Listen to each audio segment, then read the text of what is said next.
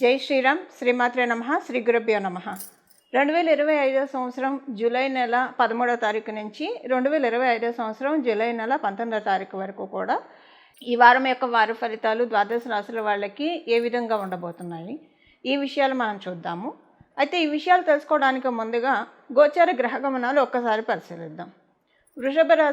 వృషభ రాశ్యాధిపతి అయిన శుక్ర భగవానుడి సంచారము, తృతీయ రాశి కాలపురుషుడు కుండలిలో నుంచి తృతీయ రాశి అయిన మిథున రాశిలో రవిగురుల సంచారము ఈ నెల అంటే సూర్యనారాయణమూర్తి 16వ తారీఖు వరకు కూడా మిథున రాశిలో ఉంటాడు. 17వ తారీఖు నుంచి మిథున రాశి నుంచి ఆయన కర్కాటక రాశిలోకి ఎంటర్ అవుతాడు.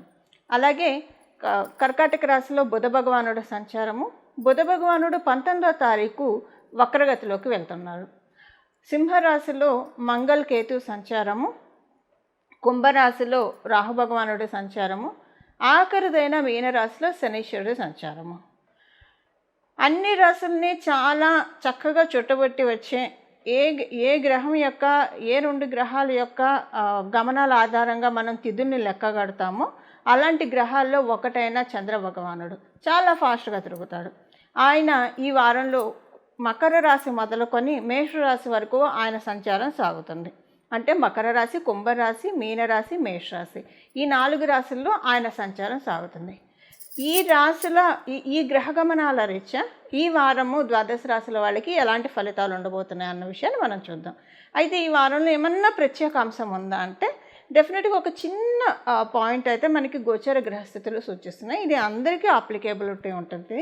అయితే ఈ అప్లికేబిలిటీ అనేది మనం వాడుకునే దాన్ని బట్టి ఉంటుంది. ఇప్పుడు ఇది మీకు అర్థమయ్యే విధంగా చెప్పాలంటే అసలు ఫస్ట్ ఆ విషయం ఏంటో చెప్పి అప్పుడు నేను అప్లికేబిలిటీ ఎలా చేసుకోవాలో మీకు చెప్తాను. ఎగ్జాంపుల్, మిథున రాశిలో గురు భగవానుడి సంచారం చాలా మంచిది అంటే యాక్చువల్గా కాలపురుషుడు కుండలిలోంచి తృతీయ స్థానం గురు భగవానుడికి బృహస్పతికి మారక స్థానం అని చెప్తుంది జ్యోతిష శాస్త్రం. అయితే అదే జ్యోతిష శాస్త్రం తృతీయ స్థానంలో గురు భగవానుడి సంచారము సౌభాగ్య యోగాన్ని కూడా కలగజేస్తుంది. సౌభాగ్య యోగం ఎలా కలగజేస్తుంది అంటే నేను జనరల్గా కాలపురుషుడు కుండలిలోంచి మనం పరిశీలిస్తే కనుక ఎప్పుడైనా గురు భగవానుడు మనకి కాలపురుషుడు కుండలిలోంచి కావచ్చు, మన జన్మరాశి జన్మలగ్న వశాత్తు కావచ్చు, తృతీయ స్థానంలో ఉంటే సహజంగా గురుబలం తక్కువ ఉన్నట్లు. కానీ ఇక్కడ ఆయన తత్వమే ఒక చెరుకు గడ. గురు భగవానుడు అంటేనే ఒక చెరుకు గడ. మనం ఎంత పీల్చి పిప్పి చేసినా స్వీటే ఇస్తాడు కానీ బెటర్ ఇవ్వడు. అయితే ఆయన ఒకవేళ శుభత్వాన్ని ఇవ్వలేకపోతే అశుభత్వాన్ని అయితే ఆయన ఇవ్వడు, కొంతవరకు కట్టడి చేస్తాడు. ఇంకా మరీ బాగోకపోతే మనం చెప్పలేం, కొన్ని కండిషన్స్ ఉంటాయి దేనికైనా. ఆయన గురు భగవానుడు తృతీయ స్థానంలో ఉంటే సహజంగా ఆయనకి 3 దృష్టిలు ఉంటాయి. పంచమ దృష్టి, సప్తమ దృష్టి, నవమ దృష్టి. సప్తమ దృష్టి ప్రతి గ్రహానికి ఉంటుంది. అయితే కొన్ని గ్రహాలకి ప్రత్యేక దృష్టిలు ఉంటాయి. అందులో ఒకటి ఏంటంటే గురు భగవానుడికి 5వ స్థానము, 9వ స్థానం ఇది ఆయన ప్రత్యేక దృష్టి. సప్తమ స్థానం ప్రతి గ్రహానికి ఉంటుంది. అయితే అలాగే మంగళకి 4వ స్థానము, 8వ స్థానము ఈ 2 ఆయన ప్రత్యేక దృష్టిలు. దాంతోపాటు మనం ఇది చూసుకుంటే శనీశ్వరుని చూసుకుంటే తృతీయ స్థానం, 10వ స్థానం ఈ 3 గ్రహాలకి ప్రత్యేక దృష్టిలో ఉంటాయి. అలాగే రాహు భగవానుడు కూడా పంచమ దృష్టి, నవమ దృష్టితోటి చూస్తాడు. అయితే ఇప్పుడు మనం చూడాల్సిన అంశం ఏంటంటే గురు భగవానుడి వరకు మనం తీసుకుంటే ఈ వారం మనకి అది ఈ సంవత్సరం అంతా అప్లికేబిలిటీ ఉంటుంది. సో ఈ సౌభాగ్య యోగం ఏంటంటే ఆయన పంచమ దృష్టితోటి సప్తమ స్థానాన్ని చూడడం, అలాగే సప్తమ దృష్టితోటి నవమ స్థానాన్ని చూడడం, నవమ దృష్టితోటి లాభస్థానాన్ని చూస్తున్నాడు. ఇది కాలపురుషుడు కుండలిలో నుంచి బచక్రంలోంచి జరుగుతుంది. అయితే ఇది మళ్ళీ వేరే రాశుల వాళ్ళకి, లగ్నాల వాళ్ళకి వేరేగా ఇది అప్లికేబిలిటీ ఉంటుంది. అయితే ఈ వారం ఏంటంటే రవితోటి కూడా కూడి ఒక 2-3 రోజులు ప్రయాణం చేయడం అనేది కొంత విశేషాంశం అని చెప్పచ్చు. ఈ వారంలో ఇంకొక విశేషాంశం, అత్యుత్తమైన విశేషాంశం ఏంటంటే ఈ వారంలోనే మనకి దక్షిణాయన పుణ్యకాలం కూడా ప్రారంభమవుతుంది. ఈ నెల ఎప్పుడైతే కర్కాటక రాశిలోకి సూర్యనారాయణమూర్తి సంచారం జరుగుతుందో అక్కడి నుంచి ఉత్తరాయణ పుణ్యకాలం ముగిసిపోతుంది. దక్షిణాయన పుణ్యకాలం మనకి స్టార్ట్ అవుతుంది. ఈ దక్షిణాయన పుణ్యకాలం ఉపాసనా బలం పెంచుకోవడానికి చాలా ఉత్తమమైన సమయము. సూర్యనారాయణమూర్తి భూమి నుంచి అంతకంతకి దూరంగా జరిగిపోయే సమయము. అందుకే ఉష్ణోగ్రతలు పడిపోయి చలి పెరుగుతూ ఉంటుంది. ఇది అలాంటి శుభ సమయము. అంటే దక్షిణాయన పుణ్యకాలం ఉపాసనకి చాలా అంటే చాలా మంచి సమయం. 2 అసలు సర్వకాల సర్వావస్థలు ఉపాసనకి మంచి సమయాలే. ఈ దక్షిణాయన ఇంకొంచెం ఎక్కువగా చెప్తారు, ఎందుకంటే ఉపాసన ఎక్కువగా చేయాలి ఈ సమయంలో. ఇవి ఈ వారంలో ఉన్న గోచార గ్రహస్థితులు. ఇప్పుడు మనం ద్వాదశ రాశుల వాళ్ళకి ఎలాంటి ఫలితాలని గోచార గ్రహస్థితులు అందజేయబోతున్నాయి అన్న విషయాన్ని ఇప్పుడు మనం విడివిడిగా ప్రతి రాశికి పరిశీలిద్దాం. కర్కాటక రాశి. ఈ వారం దక్షిణాయన పుణ్యకాలం ప్రారంభమవుతుంది. మీ రాశి నుంచే. మీరు ఒక స్పెషల్ రాశి, కర్కాటక రాశి, కర్కాటక లగ్నంలో పుట్టిన వాళ్ళకి. ఎందుకంటే ఆయన ఎప్పుడు దక్షిణాయనం ప్రారంభం అవ్వాలంటే అన్ని రాశుల వాళ్ళకి సూర్యనారాయణమూర్తి కర్కాటక రాశిలోకి వస్తేనే అవుతున్నది. ఇదొక స్పెషల్ బ్లెస్సింగ్.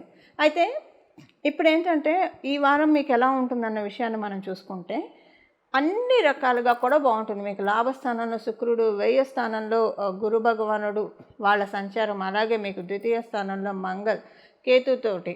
సో ఈ ద్వితీయ స్థానం మంగళ కేతు సంచార ఫలితం నేను ఆల్రెడీ చెప్పాను, మన ఛానల్లో ఉన్నాయి, అవి ఒకసారి చూడని వాళ్ళైతే దాని గురించి నేను ప్రత్యేకంగా వీడియోసే చేశాను. సో మనం మిగతా గ్రహస్థితులను కూడా కంపేర్ చేసుకుంటే కనుక ఈ వారము సూర్యనారాయణమూర్తి మీ రాశిలోకి రాకముందు మీకు వ్యయంలో సంచారము, ఇవన్నీ కూడా ఈ వారం మీకు అంటే ఒక్కొక్కసారి అన్నీ మంచి శకునములే, ఎటు చూసినా మంచి శకునాలే కనిపిస్తూ ఉంటాయి, చూసారు. అది ఈ వారం కర్కాటక రాశి, కర్కాటక లగ్నంలో ఉన్న వాళ్ళు ఎక్స్పీరియన్స్ అవుతారు. మీరిప్పుడు ఒక ప్రోటోకాల్లో ఉన్నారు. ఈ ప్రోటోకాల్ ఎవరిచ్చారు? మనం పెట్టుకునే ప్రోటోకాల్ కాదు, లేదా మన పదవి మన అర్హతను బట్టి అధికారులు ఇచ్చే ప్రోటోకాల్ కాదు. ఇక్కడ మన అర్హతను బట్టి దేవుడు దేవతలు ఇచ్చే ప్రోటోకాల్. దీన్ని మ్యాక్సిమం 90% అందరికి అప్లికబిలిటీ ఉంటుంది. ఒక్క 10% ఆఫ్ ద పీపుల్కి అప్లికబిలిటీ ఉండదు. అది ఎవరికంటే మీ జన్మజాతకంలో గురుబలం లేకపోయినా, శుక్రబలం లేకపోయినా అది మీకు పూర్తిగా అప్లికబిలిటీ ఉండదు. 30% అప్లికబిలిటీ ఉంటుంది. అప్పుడు కూడా ఉంటుంది, 30% ఉంటుంది. అసలు మీకు గురుబలము లేకుండా లేదు, అలాగని బాగా ఉన్నట్లేదు, న్యూట్రల్గా ఉందంటే అప్పుడు మీకు అప్లికబిలిటీ ఉంటుంది. గురుబలము ఉంది, శుక్రబలము ఉంది. అసలు ఇంక ఈ ప్రోటోకాల్ అనేది వర్ణనాతీతం. అంటే భగవద్భక్తుల్ని అమ్మవారు ఎలా కొమ్ము కాస్తుంది అన్న విషయాన్ని మీరు ఇప్పుడు చూస్తారు. అంటే కొంతమంది అనుకుంటూ ఉంటారు కదా, భగవంతుని పూజిస్తూ ఉన్నాము, రిజల్ట్స్ వస్తాయో రావా. చాలామందికి నమ్మకం ఉంటుంది దైవం మీద, చూస్తారు, ఎక్స్పీరియన్స్ అవుతారు. కొన్నిసార్లు కాలవశాత్తు రాక్షసులు ప్రేరేపిస్తే ఇలాంటి ఆలోచనలు వస్తాయి. దేవుడికి ఇంత పూజ చేసాం, ఏం చేశాడు అని చెప్పేసి. ఇప్పుడు మటుకు కర్కాటక రాశి లగ్నంలో ఉన్న వాళ్ళకి నేను కండిషన్ చెప్పాను, గురుబలం మరీ పాడైపోతే అంత చూడరు, కానీ లేకపోతే డెఫినెట్గా చూస్తారు. భగవంతుడు మనల్ని ఎలా కరుణిస్తున్నాడు అన్నది, ఎలా కొమ్ము కాస్తున్నాడు, ఈ విషయాలు లిటరల్గా ఎక్స్పీరియన్స్ అయ్యే కోవలో ఉండేది కేవలంగా ఒక్క కర్కాటక రాశి వారు మాత్రమే. కర్కాటక రాశిలో పుట్టిన, కర్కాటక లగ్నంలో పుట్టిన ఇద్దరికీ ఈ పాయింట్ అప్లికేబిలిటీ ఉంటుంది. ఎందుకు మాత్రమే అని చెప్తున్నాను, ఎందుకు ఓన్లీ అని చెప్తున్నాను అంటే దానికి కారణము ఈ వారంలో ఉన్న గోచార గ్రహస్థితులు. దక్షిణాయన పుణ్యకాలం ప్రారంభమయ్యేప్పుడు గురు భగవానుడు అంటే శుభకర్తరిలో ఉంది ఈ దక్షిణాయన పుణ్యకాలం. శుభకర్తరిలో ఉండడం వల్ల, అది మీ రాశి అవ్వడం వల్ల శుభశకునాలు కనిపిస్తాయి. అడుగడుగున మీరు అమ్మవారిని పూజిస్తూ ఉంటే అమ్మవారి యొక్క ఆశీస్సులు కనిపిస్తూ ఉంటాయి. అడుగడుగున మీరు ఒకవేళ శివుడిని పూజిస్తుంటే శివుడు ఆశీస్సులు, ఒకవేళ మీరు గోవిందుని పూజిస్తుంటే గోవిందుడి యొక్క ఆశీస్సులు మీకు తెలుస్తూ ఉంటాయి. ఈ వారం ఇది చాలా స్పెషల్ విషయము. దీనికోసం మీరేం చేయనక్కర్లేదు. నేను రెమెడీ చెప్తాను కాబట్టి అది నామం తలుచుకుంటే సరిపోతుంది. అంటే ఇప్పుడు ఇదంతా ఏంటంటే అన్నీ శుభశకునములు. అంటే అప్పుడు బిజినెస్ వాళ్ళకి బాగుంటుంది, ఉద్యోగస్తులకి బాగుంటుంది, దాంతోపాటు విద్యార్థినులకి బాగుంటుంది, గృహిణులకి బాగుంటుంది, సీనియర్ సిటిజన్స్కి బాగుంటుంది. అన్నీ మంచి శకునములే అన్నప్పుడు మరి మనం చేపట్టే ప్రతి పనులు కూడా భగవంతుడే దగ్గరుండి మన చేత నిర్విఘ్నంగా జరిపిస్తూ ఉంటారు. ఈ వారం మంచి గుర్తింపు, గౌరవం వస్తాయి. భగవంతుడి యొక్క కృపా కటాక్షాల వల్ల దేవుడు మేలు చేస్తే మనకి జీవితం చల్లగా ఉంటుంది. పాత సినిమాల్లో ఒక సీనియర్ అన్నట్టు డైలాగ్ ఇది, దేవుడు మేలు చేస్తే వీడికి కీడు చేస్తాడని సరదాగా అంటూ ఉంటారు. ఇక్కడ ఏంటంటే దేవుడు మేలు చేస్తాడు. మేలు చేసే శుభ సమయము కర్కాటక రాశి లగ్నంలో ఉన్న ప్రతి ఒక్కళ్ళకి కూడా అప్లికేబిలిటీ ఉంటుంది. ఈ వారం మీరు జస్ట్ ఆ ఫలితాన్ని చూడడానికి రెడీగా ఉండండి, సిద్ధంగా ఉండండి. భగవంతుడు అమ్మ ఒళ్ళో అంటే ఒక పసిపాపకి తల్లి ఎలాగన్నీ తానే సమకూర్చి పెడుతుందో, ఈ వారం మనం చేసే ప్రయత్నాలకి, మనం చేసే పనులకి భగవంతుడు సఫలీకృతం చేస్తాడు. అంటే అన్ని పనులు కూడా ముందుకు వెళ్ళడానికి అవకాశం చాలా చక్కగా నిస్సందేహంగా ఉంది కర్కాటక రాశి, కర్కాటక లగ్నంలో పుట్టిన వాళ్ళకి. ఒకవేళ మీకు గురుబలం లేకపోతే గురుబలాన్ని పెంచుకోవడానికి ప్రయత్నించండి. గోవులకి గోగ్రాసం తినిపించడము, దక్షిణామూర్తి స్వామివారి స్తోత్రం చదవడము, దత్తాత్రేయ స్వామివారి స్తోత్రం చదవడం, ఇలాంటివి మీరు ప్రత్యేకంగా చేయాలి గురుబలం లేకపోతే. ఎందుకంటే ఇది ఈ వారం ఉన్న పాజిటివ్ రిజల్ట్స్ని మీరు పూర్తిగా తీసుకోవాలి కాబట్టి చేయాలి. ఓకేనా అండి? ఇది ఈ వారం యొక్క గోచార గ్రహస్థితుల ఫలితాలు కర్కాటక రాశి, కర్కాటక లగ్నంలో పుట్టిన వాళ్ళు. ఈ వారం చేసుకోవాల్సిన పరిహారం ఒక చిన్న నామజపము. దీన్ని మీరు మంత్రంగాను, బీజాక్షరాలు చేరిస్తే మంత్రంగాను అనుష్ఠించవచ్చు. అంటే మీరు స్నానమైన వెంటనే శుచులయ్యి అప్పుడు మీరు మంత్రంగా చదవచ్చు, ఓంకారాన్ని చేర్చుకొని.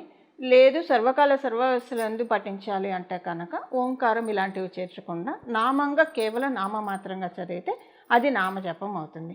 ఈ వారం మనకి దక్షిణాయన పుణ్యకాలం ప్రారంభం అవుతుంది కాబట్టి ఎప్పుడైనా మనం గుర్తుపెట్టుకోవాల్సిన విషయం ఏంటంటే మనకి ఉత్తరాయణ పుణ్యకాలం, దక్షిణాయన పుణ్యకాలం. ఉత్తరాయణ పుణ్యకాలం దేవతలకి పగటి సమయము, దక్షిణాయన పుణ్యకాలం దేవతలకి రాత్రి సమయము. సో మనకి కాలగతులు 6 నెలలు రాత్రి, 6 నెలలు పగలు దేవతలకి ఇలా ఉంటుంది.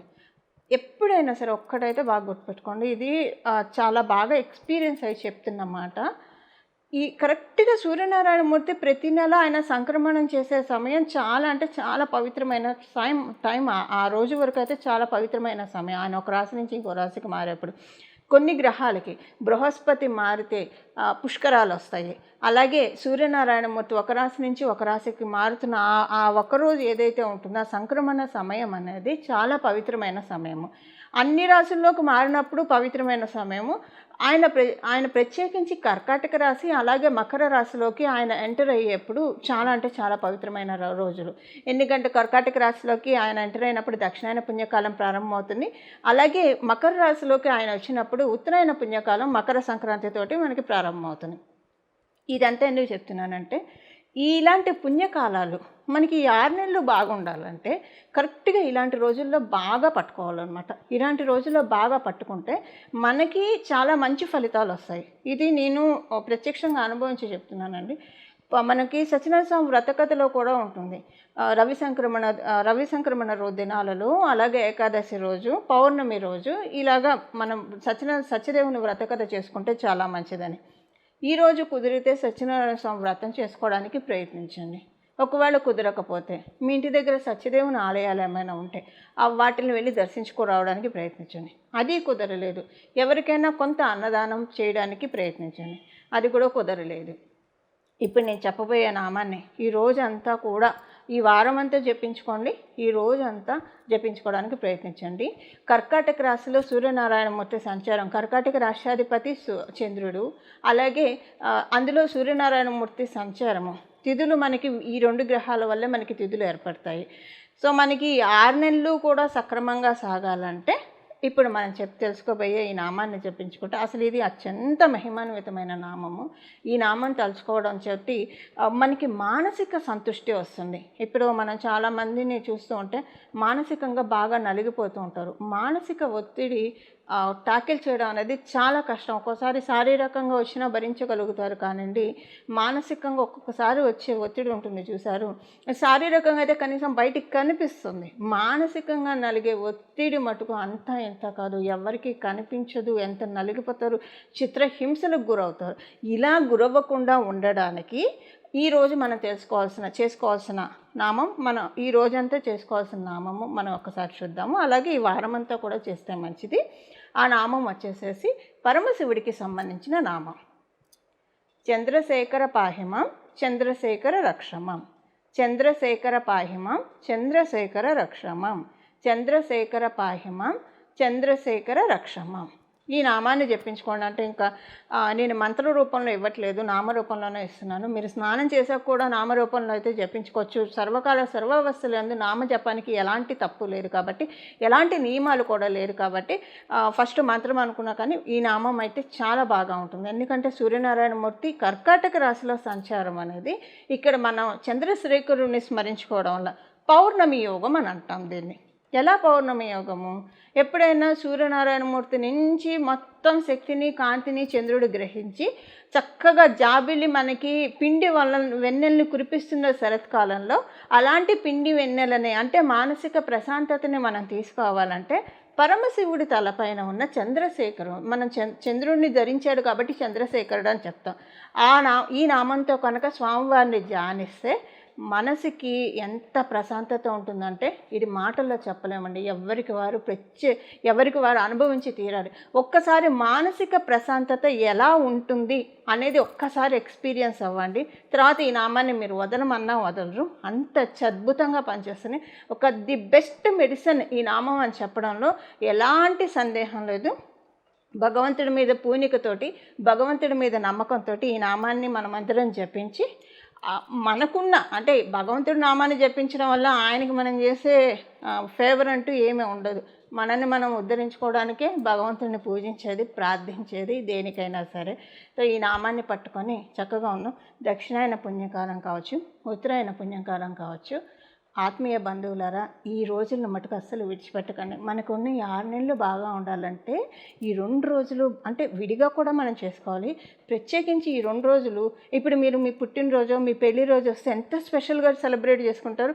అలా భగవంతుడు పుట్టినరోజులాగా భావించి స్పెషల్గా ఇంటికి మామిడి తోరణాలు కట్టడం, గడపలకి పసుపు రాయడము, ప్రత్యేకమైన ఆరాధనలు చేయడం ఇంట్లో ఇలాంటివి. లేదా రోజంతా కూడా వీలైనంత వరకు ఈ సోషల్ బజ్కి దూరంగా, అన్నిటికీ దూరంగా, అంటే ఒక రకంగా చెప్పాలంటే ఈ ఒక్కరోజు వరకన్నా కనీసం ఇహానికి దూరంగా పరానికి దగ్గరగా ఉండడానికి ప్రయత్నించండి.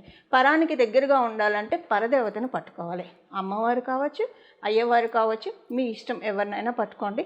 ఈ నామాన్ని కనుక ఈ రోజంతా జపించడం వల్ల, ఇది నేను ప్రత్యేకించి అనుభవించి చెప్తున్నాను, దక్షిణాయనం ఉత్తరాయణం ఈ 2 కాలాల్లో మనం పట్టుకుంటే కనుక అసలు 6 నెలలు కూడా చాలా చక్కగా వెళ్తాయి. ఎంత ప్రశాంతంగా ఉంటుందంటే అసలు కష్టాలంటూ ఎవరికి రాకుండా ఉండడం అయితే అది కల్లా. ఎవరికైనా సరే, ఎంత మహానుభావులకైనా, ఎంత ఉత్తమ పురుషులకైనా, ఎవరికైనా ఇబ్బందులు అనేది మానవులుగా పుట్టినప్పుడు సర్వసాధారణం. నలమహారాజు, సత్యహరిశ్చంద్రుడు అలాంటి వాళ్ళకే తప్పలేదు, మనమెంత పిపీలకు. సో కానీ ఉన్నంతలో ఫిల్టర్ చేసుకోవడమే, మనకున్న కష్టాన్ని ఫిల్టర్ చేసుకొని తగ్గించుకోవడమే. ఆ ప్రయత్నంలోనే ఈ నామజపము మనం అందరం చేద్దాము. పరమశివుడు అత్యంత దయాళువు, అత్యంత రూపాలు, పిలిచిన వెంటనే పలుకుతాడు. భక్తి అనే పుష్పాన్ని సమర్పించి ఈ నామాన్ని జపించి మనం అందరం కూడా ముక్తి పొందడానికి ప్రయత్నిద్దాం. మంగళం. నమో భగవతే వాసుదేవాయ.